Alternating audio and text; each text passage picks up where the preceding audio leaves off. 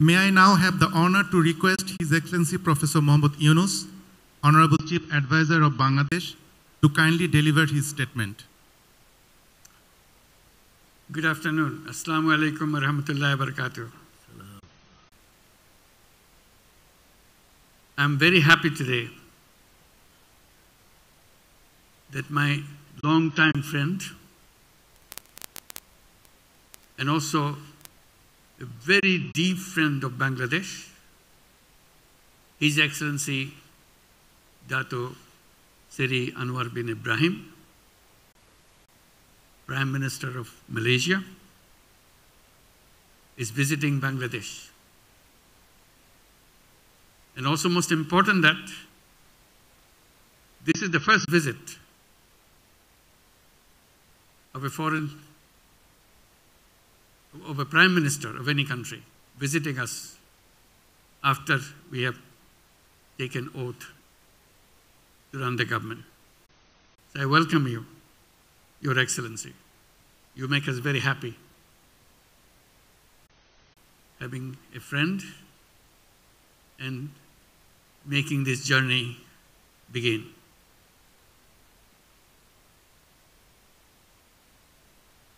Excellency, as the first guest since the interim government assumed office 2 months back,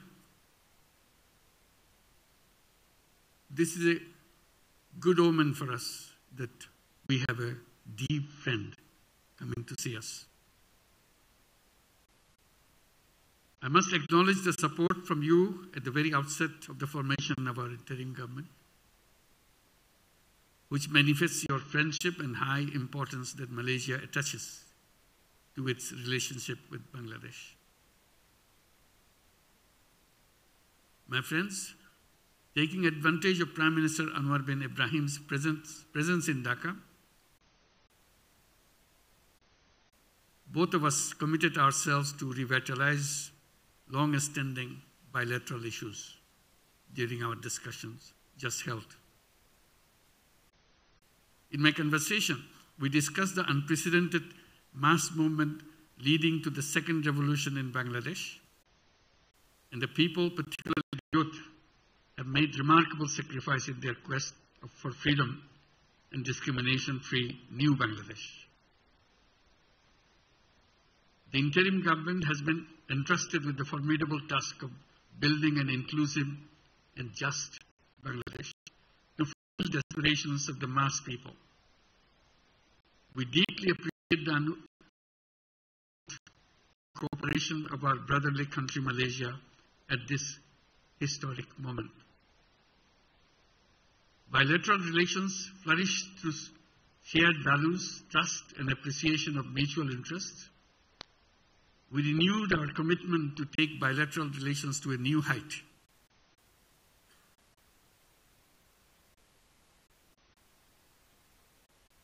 We broadly had discussed 3 core areas of cooperation: political, trade and investment, cultural, and humanitarian. We discussed the issue of safe repatriation of the forcibly displaced Myanmar nationals to Myanmar. We requested the Prime Minister to persuade Rohingya repatriation issue in ASEAN fora so that this protracted crisis is resolved at the soonest. We acknowledge the importance of regular bilateral consultation at foreign advisor, foreign minister level, foreign secretary general level, and other working levels. Excuse me. We look forward to the 4th Joint Commission meeting to be held in Dhaka in early next year. To boost the two-way trade, it is imperative to resume the Trade Negotiation Committee meeting to conclude free trade agreement between the two countries. We also discussed to explore the possibility of signing a new agreement or MOU on agriculture, energy, education, halal economy, semiconductor industry, connectivity, blue economy, science innovations, defense, and youth development. Service sector is a prospective area for us where both the countries can work closely. We will be identifying the sectors which are mutually beneficial for both sides. Possible future areas of collaboration could be mobility, finance, including sovereign fund, pension fund, private equity fund, health, education, data sciences, AI, and value-added industries. Recognizing the contribution of Bangladeshi workers to both economies, I believe the implementation of the MOU on the employment of Bangladeshi workers 2021 is important. We also discussed the possibility of increasing workers and professional intake from Bangladesh and multiple entry visas for them. We highlighted exchange of higher educational experience through student exchange, faculty exchange, research projects, and joint master's and doctoral programs. We further discussed collaborations of deep sea fishing, seabed exploration, marine science, and the strategic connectivity between Chittagong Port and Port Kelang. We congratulate Malaysia for its upcoming chairmanship of ASEAN in January 2025. We discussed the issue of Bangladesh's inclusion as a sectoral dialogue partner of ASEAN. We look forward to Malaysia's active role for Bangladesh's inclusion in the regional body. Finally, we express our firm commitment and determination to work closely to elevate our bilateral relations to a new height, consistent with the new Bangladesh. I thank you all. Thank you. Thank you, Excellency. May I now have the honor to request Honorable Dato Seri Anwar Ibrahim, Prime Minister of Malaysia, to kindly deliver his statement. Assalamu alaikum wa rahmatullahi wa barakatuh. Alhamdulillah, nahmadu wa nusalli ala rasulil karim. My dear brother, Professor Muhammad Yunus, Chief Advisor, Interim Government, New Bangladesh, Excellencies, Ministers and Advisors, friends in the media. Of course, I'm delighted to be here. Back to Bangladesh. I used to joke, it's a country of Biplop and Shongram. And it's proven to be so. But more so, my acquaintance, the Bengali struggle, went a long way. I'm an avid reader of Rabindranath Tagore. I used the occasion in the solitary confinement in prison to reread Gitanjali. And of course, the essays and the short stories, which is compelling, passionate, touch the heart and soul of men and women. On the marginalized, the poor, the less fortunate. And you, Professor Muhammad Yunus, symbolizes this passion. I know you for the last 4 decades, I suppose, as a person who have taken that initiative. Your lack of experience in governance, as they say, is nothing as compared to your strength. There is passion for the poor, marginalized, and for the people. And I think that is what we lack in this world today.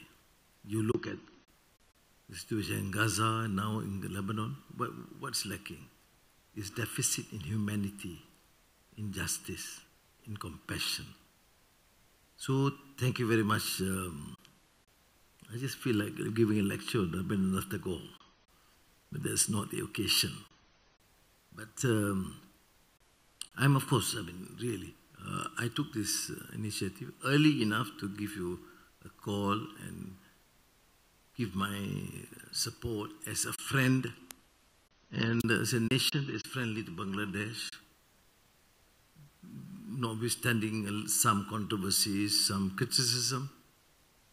I do recognize that the fast progress that we have achieved, the economic success, and now the last year also we have seen this phenomenal growth and massive investments Malaysia becoming the hub of semiconductor in the region, and becoming an attractive destination for investments in terms of data center and artificial intelligence.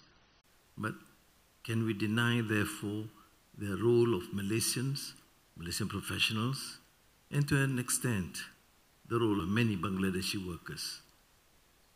Now, that is why when you appeal for us to consider the issue of 7,000 or more who were duly registered, but then lost that opportunity because of the political development and uprising here, I will certainly give that a major consideration. At least the first phase, subject to all the conditions being met, can be taken as soon as possible. 18,000. Yeah, 18,000, but the first phase, once we satisfy, I think we'll do it at a fast track, fast phase. Thank you. Since we require it. And the other issues on investments, of course, we have Malaysian companies here and Bangladeshi companies in Malaysia. I think what we need to do, if we want this sort of comprehensive strategic partnership, then we should give some attention and preference to these companies, we in Malaysia, to the investments from Bangladesh, and you here too, to make sure that any teething problems be given fast attention in a transparent manner. I share your vision. In Malaysia and my team, we assume our focus is governance, anti-corruption, and economic fundamentals. We do not compromise with this, because we don't need to associate political elite and political leaders assuming office to amass wealth and enrich themselves or their families or their cronies. And therefore, I empathize, I understand fully well that though we want Malaysian companies that have been operating here should be given adequate consideration, I will not compromise on the issue of transparency and the proper due diligence in the process. And then, of course, higher education, research in all fields. We should look at it and explore and collaborate, and we can fast track. The Minister of Foreign Affairs is here, Minister Michi is here, in terms of the negotiations, whatever form that you want in terms of trade arrangements. But what is important is having the Joint Commission meeting as soon as possible. You suggest probably early next year. I see even if they are ready, they should come earlier. I'm not imposing on them too fast. Then on the ASEAN sectoral dialogue partner, where in the past there were encumbrances, not created by us but some members, because we have to achieve only through consensus. But let me assure you that I will give this some priority. The foreign ministry officials will start connecting with their counterpart, and probably once things seem to be quite settled, then bring up to the attention the foreign minister. If it need be, I will personally interfere and speak to my counterpart. The fortunate thing in the region, ASEAN is, the most peaceful region in the world, fastest growth in terms of the economy. And our relation with our neighbors is excellent. And that is to me important in terms of propelling and giving importance to the economy. And so there are concerns you express, and I am satisfied with your assurance, because Malaysia is a multiracial, multireligious country. We realize that to succeed, we have to recognize the importance of the majority Muslims, and to also respect the rights of those minority or the poor, the marginalized. And I'm assured, thank you for the assurance, because to me, Never mind the exaggeration or the mudslinging by the some parts of the foreign media, but it is, I know you personally, I know your passion about rights of men and women, human rights, human dignity, ihsan or compassion, and now that you are in the government, these principles, I trust you would honor as we have tried.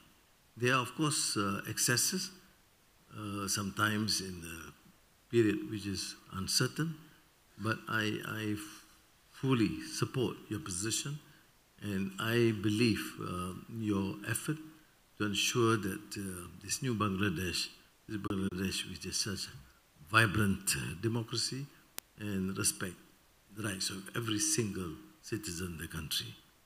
I do emphasize this because this has been talked about. So I'm very pleased with your candid and sincere response.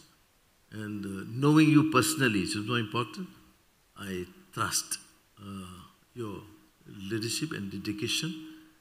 And I'll be guided to be of any small assistance if and whenever you need. This, finally goes to the issue of halal certification and collaboration in terms of halal, both certification and joint industrial development, and in terms of agriculture by the two countries. Thank you. Thank you very much. Terima kasih. Thank you, Excellency. Dear friends from the press and media, honorable dignitaries, we will now take questions from the floor. Due to paucity of time, we will take a couple of questions. I request you to please be precise and brief while asking your questions. We can start with the UNB, United News of Bangladesh.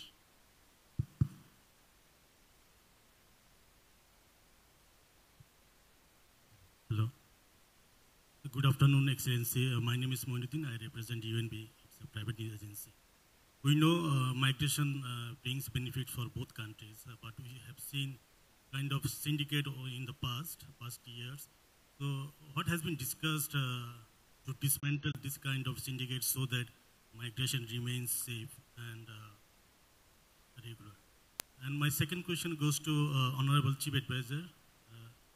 Sir, you know, Malaysia is going to be the next chair of ASEAN, probably in January. So what's your expectation from Malaysia in terms of resolving Rohingya crisis? Because you have recently said if these problems remains unresolved, not only Bangladesh, entire region will be in trouble. So what's your expectation? Thank you so much. Well, on the workers, I have assured in the meeting with the advisors today that we'll discard, of course, we have discarded the old system. We have gone through a very transparent procedure. Notwithstanding differences between contending companies is not of our concern. Our concern is to make sure whatever is decided must be followed through. We need workers, and they cannot be treated as modern slaves. I've said it publicly in the past, in the present, whether they are from Bangladesh or Indonesia or India, it doesn't matter. Which means, therefore, that the process must be transparent, and the so-called agents, if they are selected, must follow and adhere strictly to the policies. If they promise lodging in Malaysia for the workers and jobs, they better do. Otherwise, as we have done, we have threatened to cancel, and we have cancelled. So I think that is the new system that we have in Malaysia. And I believe, inshallah, we'll be able to improve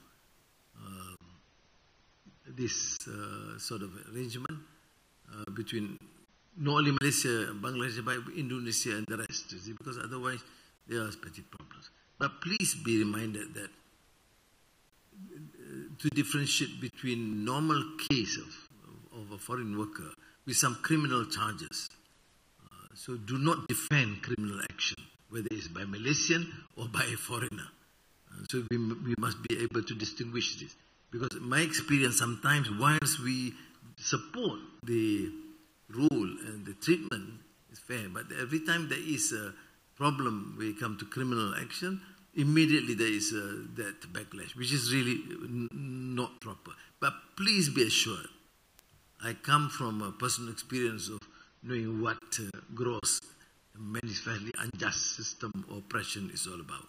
We are not here in government to allow this, to condone this in any manner. And I therefore listen carefully to the expression, the concern expressed by Chief Advisor, and even on the plight of the 18,000. Not fault of, if it's true the process is being observed, it's not their fault. Sometimes circumstances, and we have a duty to make sure that we make the necessary adjustments and changes. Thank you. Thank you very much. People will be very happy with your answer about the 18,000 people who got stuck with none of their fault. Thank you very much for that on behalf of all of Bangladeshis. On the Rohingya issues we discussed, it's not only Bangladesh problem, which is a serious one, it's also Malaysian problem. Malaysia has the same Rohingya issue. A smaller one, but a smaller number of people, but the same issue. So we need to find a solution for that. We work together through ASEAN, to Malaysian government, and to the broader international community. And also highlight that another aspect of it, actually two aspects of it. One, new children born in the camp. On an average, 32,000 kids are born every year.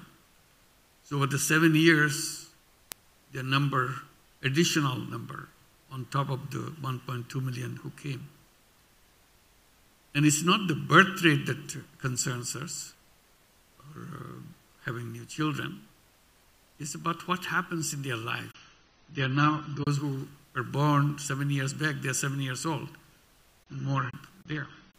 So a whole new generation of young people growing up. When they came, they brought their children at that time who are grown up now.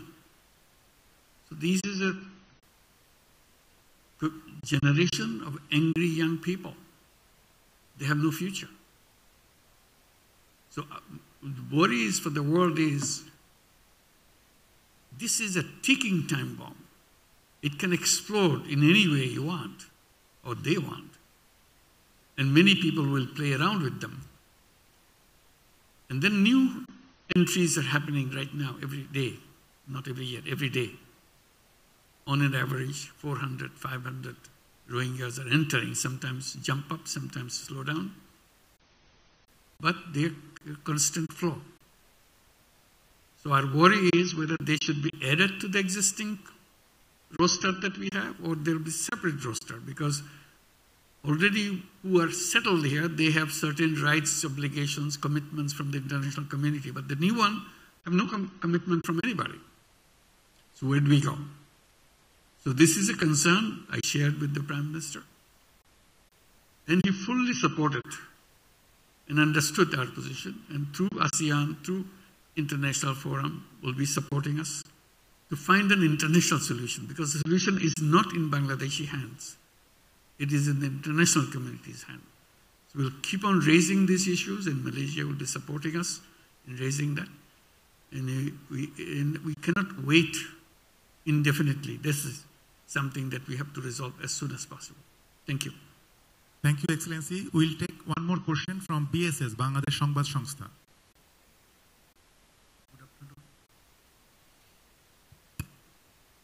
Assalamu alaikum and good afternoon. My name is Dr. Islam. I represent Bangladesh Sangbad সংস্থা. I want to make a question to Honorable Prime Minister of Malaysia. What initiative both Bangladesh and Malaysia can take to enhance bilateral trade and investment? And is there any progress to sign a free trade agreement between the two countries? Thank you.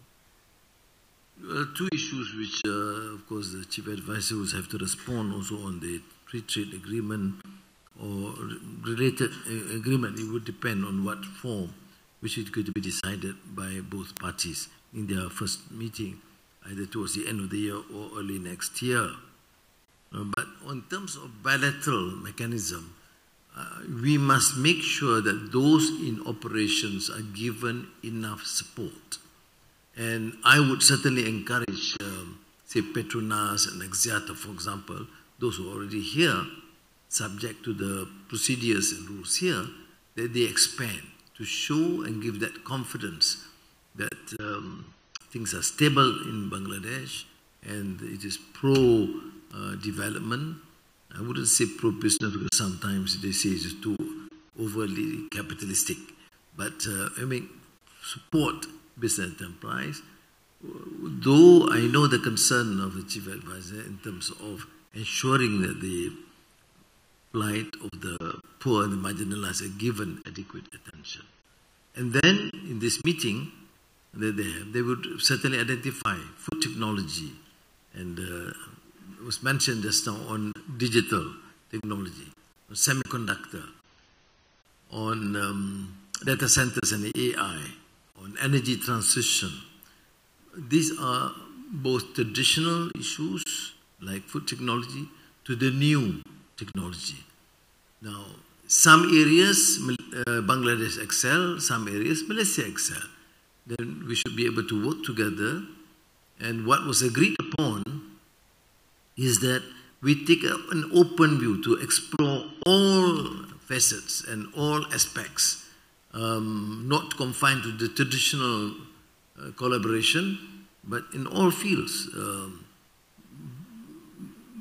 including defense, education, research, scientific research. And these areas we must explore. You see, it is unfortunate that we are both friendly nations. We have established diplomatic relations. We have worked together. But always, as I've seen, that the tendency is the obsession with others, with the other countries, other extreme west or extreme east. Fair, we can continue to do what is best for our country, but there's no reason whatsoever why we should not see the strength within our community, particularly in the context of global south. We have to strengthen our own forces, and it is these countries that understand each other and more sincere and helpful rather than use it as just to exploit resources or to benefit in terms of getting exorbitant profit. So these issues, I believe, with the Madani philosophy and concept that we promote in Malaysia and what you are trying to do here in Bangladesh, I think we should start and explore to the best of our ability. Thank you. Thank you, Excellency. Ladies and gentlemen, with this, the press appearance ends here today. Thank you all very much for joining with us today. Terima kasih. Thank you.